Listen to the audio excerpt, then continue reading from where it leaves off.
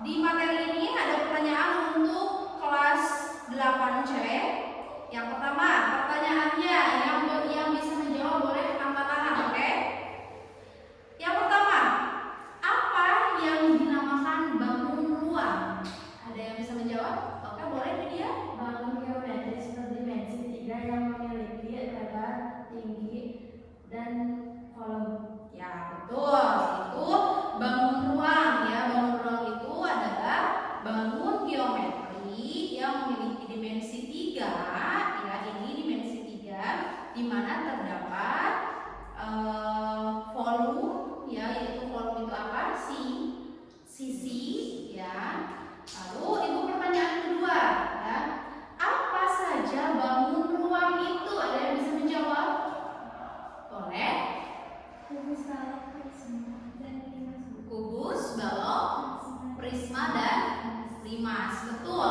Itu bangun ruang ya. Kubus, balok, prisma, dan limas. Untuk pertemuan kali ini ibu akan membahas dulu tentang kubus dan balok ya. Nah, ibu akan menjelaskan tentang kubus dan balok ini. Bisa diperhatikan ke depan? Bisa. Di sini kita akan membahas dulu tentang kubus, ya. Membahas tentang kubus. Kubus ini memiliki rusuk yang panjangnya sama. Ya, ini ada 6 sisi. Ya, 6 sisi itu 6 rusuk. Rusuk itu setiap sisi-sisinya dinamakan rusuk. Memiliki panjang yang sama.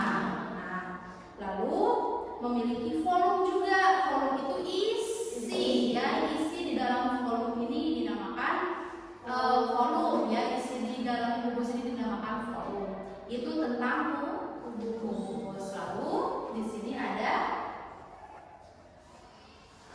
balok ya. Di sini ada balok. Di mana balok ini memiliki panjang, lebar, dan tinggi ya. Dan rusuknya itu terdapat 2 yang bersamaan ya. Ini ya. Lalu untuk ininya ada 1, jaring-jaringnya 1, 2, 3, 4, dan ini bisa dijadikan sisi gitu. Sekarang ibu akan mencatat ciri-ciri